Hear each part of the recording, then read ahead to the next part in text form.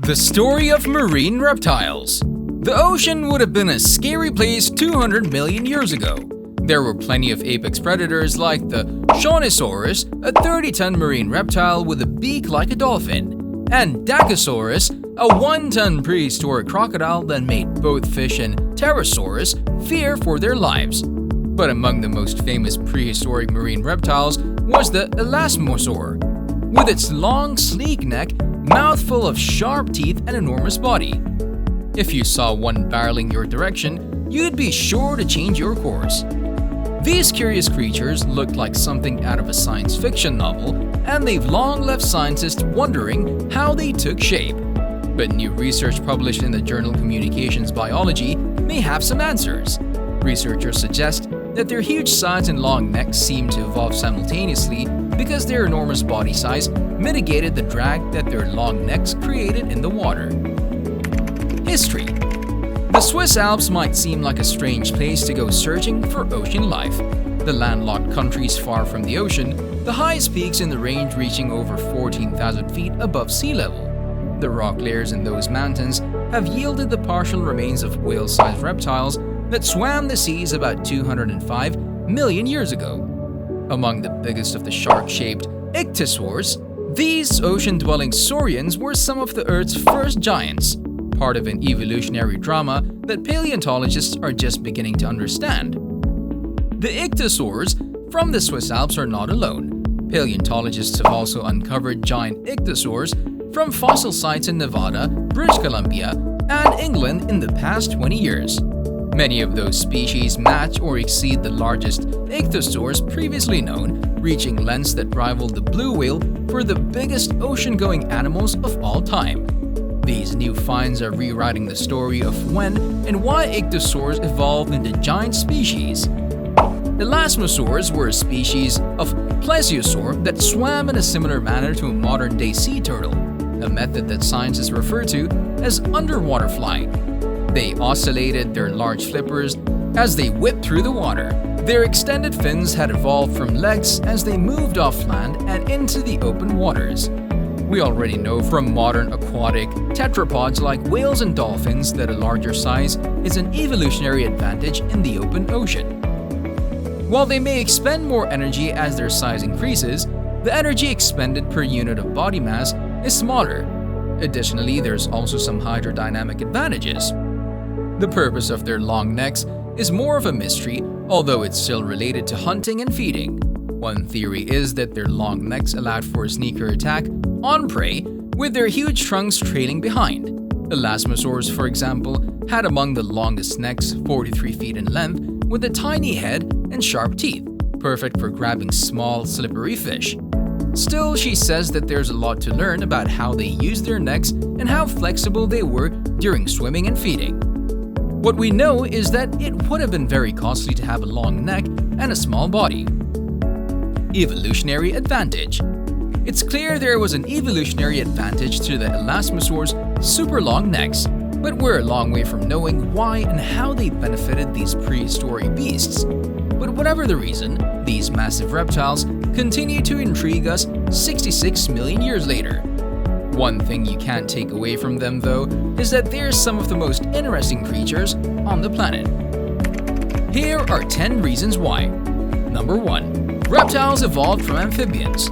Yes, it's a gross simplification, but it's fair to say that fish evolved into tetrapods, tetrapods evolved into amphibians, and amphibians evolved into reptiles. All of these events taking place between 400 and 300 million years ago. And that's not the end of the story. About 200 million years ago, the reptiles we know as the rhapsids evolved into mammals. At the same time, the reptiles we know as archosaurs evolved into dinosaurs. And another 50 million years after that, the reptiles we know as dinosaurs evolved into birds. This in-betweenness of reptiles may help to explain their relative scarcity today, as their more evolved descendants outcompete them in various ecological niches. Number 2. There are 4 main reptile groups. You can count the varieties of reptile alive today on one hand: turtles, which are characterized by their slow metabolisms and protective shells; squamates, including snakes and lizards, which shed their skins and have wide opening jaws; crocodilians, which are the closest living relatives of both modern birds and extinct dinosaurs, and the strange creatures known as thalattosuchians, which today are restricted to a few remote islands of New Zealand. Number 3. Reptiles are cold-blooded animals. One of the main characteristics that distinguish reptiles from mammals and birds is that they're ectothermic, or cold-blooded, relying on external weather conditions to power their internal physiology. Snakes and crocodiles literally fuel up by basking in the sun during the day and are especially sluggish at night, when there's no available energy source.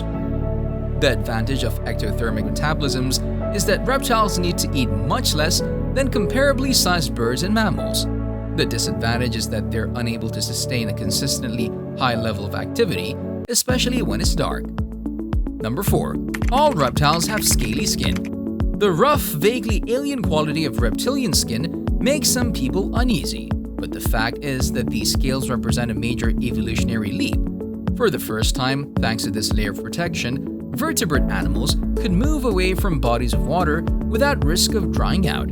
As they grow, some reptiles like snakes shed their skin all in one piece, while others do it a few flakes at a time. As tough as it is, the skin of reptiles is fairly thin, which is why snake leather, for example, is strictly decorative when used for cowboy boots and is much less useful than multi-purpose cowhide. Number 5. There are very few plant-eating reptiles. During the Mesozoic era, some of the biggest reptiles on Earth were devoted plant eaters. Witness the multi-ton likes of Triceratops and Diplodocus. Today, oddly enough, the only herbivorous reptiles are turtles and iguanas, both of which are only remotely related to their dinosaurs, forebears, while crocodiles, snakes, lizards, and thalattosuchians subsist on vertebrate and invertebrate animals. Some marine reptiles like saltwater crocodiles have also been known to swallow rocks, which weigh down their bodies and act as ballast, so they can surprise prey by leaping out of the water. Number 6. Most reptiles have 3-chambered hearts. The hearts of snakes, lizards, turtles, and tortoises contain 3 chambers, which is an advance over the 2-chambered hearts of fish and amphibians, but a marked disadvantage compared to the 4-chambered hearts of birds and mammals. The problem is that 3-chambered hearts allow for the mixing of oxygenated and deoxygenated blood, a relatively inefficient way to deliver oxygen to body tissues. Crocodilians, the reptile family most closely related to birds, have 4-chambered hearts, which presumably gives them a much-needed metabolic edge when snapping at prey. Number 7. Reptiles aren't the smartest animals on Earth. With some exceptions, reptiles are about as smart as you'd expect, more cognitively advanced than fish and amphibians, about on an intellectual par with birds, but way down on the charts compared to the average mammal. As a general rule, the encephalization quotient of reptiles, that is, the size of their brains compared to the rest of their bodies, is about 1/10 of what you'd find in rats, cats, and hedgehogs. The exception here, again, is crocodilians, which have rudimentary social skills and were at least smart enough to survive the KT extinction that rendered their dinosaur cousins extinct. Number 8. Reptiles were the world's first amniotes. The appearance of amniotes, vertebrate animals that lay their eggs on land or incubate their fetuses in the female's body, was a key transition in the evolution of life on Earth. The amphibians that preceded the reptiles had to lay their eggs in water and thus couldn't venture far inland to colonize the Earth's continents.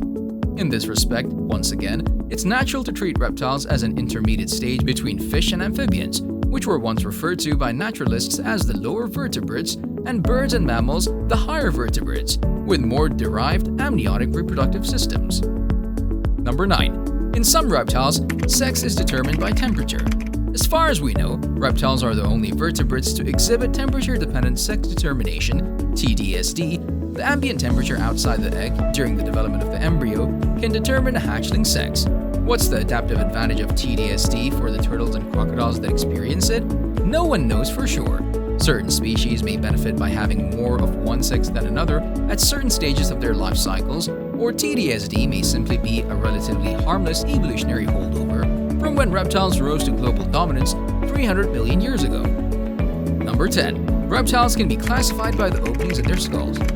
It's not often invoked when dealing with living species, but the evolution of reptiles can be understood by the number of openings, or fenestrae, in their skulls. Turtles and tortoises are anapsid reptiles with no openings in their skulls, The plesiosaurs and therapsids of the later Paleozoic era were synapsids, with one opening, and all other reptiles, including dinosaurs, pterosaurs, and marine reptiles, are diapsids, with two openings.